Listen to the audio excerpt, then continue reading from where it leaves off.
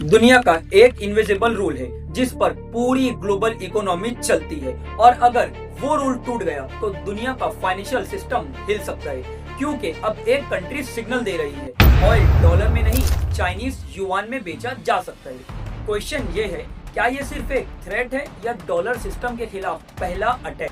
ये है straight of Hormuz, सिर्फ 33 किलोमीटर वाइड एक सी रूट, लेकिन दुनिया का लगभग 20% ऑयल सप्लाई यहीं से पास होता है, मतलब ग्लोबल एनर्जी का सबसे डेंजरस चेक पॉइंट। अब ईरान क्या सिग्नल दे रहा है? ऑयल चाहिए ले जाओ, लेकिन अगर पेमेंट यूएस डॉलर में हुई तो टैंकर रोक दिया जाएगा, यानी पेमेंट होगी चाइनीज युआन में। एंड नाउ अगर ये रूल रियलिटी बन गया तो दुनिया के सबसे पावरफुल फाइनेंशियल सिस्टम को चैलेंज मिलेगा, which is petro dollar system. अब इस सिस्टम को समझने के लिए थोड़ा सा हिस्ट्री देखनी होगी। 1971 में रिचर्ड निक्सन ने गोल्ड स्टैंडर्ड को खत्म कर दिया, मतलब अब डॉलर गोल्ड से बैक नहीं था। अब प्रॉब्लम ये थी, अगर डॉलर गोल्ड से बैक नहीं है तो दुनिया इसे रिजर्व में क्यों रखेगी?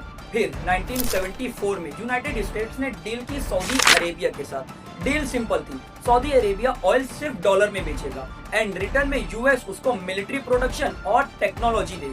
इसका हिडन इफेक्ट समझो, अगर किसी कंट्री को ऑयल खरीदना है तो पहले उसको डॉलर खरीदना पड़ेगा, मतलब ऑयल खरीदने के लिए पूरी दुनिया को डॉलर रिजर्व रखना पड़ता है, और जब दुनिया डॉलर रिजर्व करती है तो डॉलर की डिमांड ऑटोमेटिकली हाई हो जाती है। लेकिन इंटरेस्टिंग बात यह है, ये आइडिया नया नहीं है। यूक्रेन वॉर के बाद रशिया ने भी सिग्नल दिया था कि एनर्जी ट्रेड डॉलर के बजाय युआन या रबल में भी हो सकता है, मतलब चैलेंज सिर्फ एक कंट्री से नहीं आ रहा।